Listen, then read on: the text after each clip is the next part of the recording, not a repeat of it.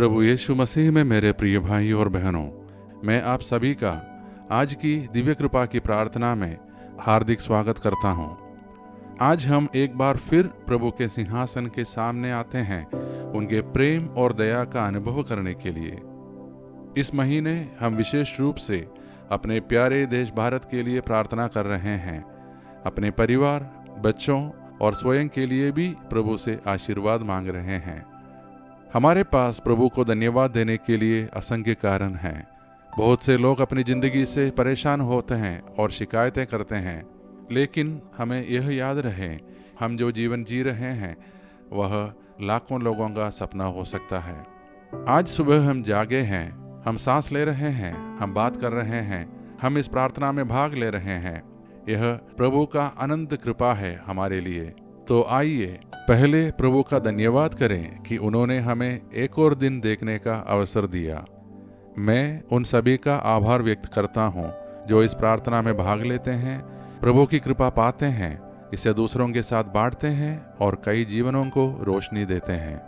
आज का हमारा मनन का वचन सन्मति की सुसमाचार से है, अध्याय 18 पद संज्ञा 1 से 5। उस समय शिष्य यीशु के पास आकर बोले, स्वर्ग के राज्य में सबसे बड़ा कौन है? यीशु ने एक बालक को बुलाया और उसे उनके बीच खड़ा कर कहा, मैं तुम लोगों से यह कहता हूँ, यदि तुम फिर छोटे बालकों जैसे नहीं बन जाओगे तो स्वर्ग के राज्य में प्रवेश नहीं करोगे। इसलिए जो अपने को इस बालक जैसा छोटा समझता है वह स्वर्ग के राज्य में सबसे बड़ा है। और जो मेरे नाम पर ऐसे बालक का स्वागत करता है वह मेरा स्वागत करता है। प्रिय भाइयों और बहनों, यह वाक्यांश हमें एक गहरी सच्चाई सिखाता है। प्रभु के राज्य में महानता का मापदंड संसार जैसा नहीं है। संसार में महानता का अर्थ है ऊंचा पद, शक्ति, धन और मान सम्मान। लेकिन प्रभु के राज्य में महान वही है जो नम्र, निर्मल और सरल हृदय वाला हो, जैसे एक छोटा बच्चा। बच्चों में 3 विशेषताएं होती है। पहला है निर्मल विश्वास, वह बिना सवाल किए भरोसा करता है। दूसरा है पूर्ण निर्भरता, वह अपने माता पिता पर पूरी तरह निर्भर होता है। तीसरा है विनम्रता, उनमें घमंड नहीं होता। यीशु हमसे यही चाहते हैं कि हम भी परमेश्वर पर बच्चे जैसे भरोसे के साथ निर्भर रहें, अपनी बुद्धि या ताकत पर नहीं। जब हम अपना अहंकार त्याग देते हैं और नम्र बनते हैं, तब हम प्रभु के राज्य में सच्ची महानता को प्राप्त करते हैं। हमारे जीवन में यह शिक्षा बहुत जरूरी है, क्योंकि आज का संसार हमें आत्मनिर्भर और आत्म केंद्रित बना देता है। लेकिन प्रभु हमें याद दिलाते हैं कि आत्मनिर्भरता से अधिक महत्वपूर्ण है परमेश्वर पर निर्भरता। तो अब आइए प्रिय भाइयों और बहनों, हम सब अपने आप को बच्चों की तरह पूर्ण रूप से प्रभु के हाथों में सौंप दें और मिलकर प्रार्थना करें। हे सर्वशक्तिमान परमेश्वर, जैसे हम एक नए दिन की शुरुआत करते हैं, हम जीवन के इस अनमोल वरदान और अनगिनत आशीर्वादों के लिए आपका धन्यवाद करते हैं।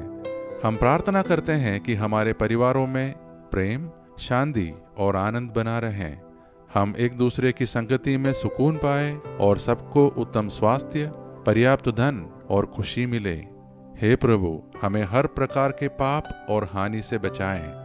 हम विशेष आशीर्वाद मांगते हैं उन लोगों के लिए जिनका आज जन्मदिन या विवाह वर्षगांठ है। आपका अनुग्रह उनके जीवन में भरपूर हो और उनकी यात्रा आपके साथ और गहरी हो।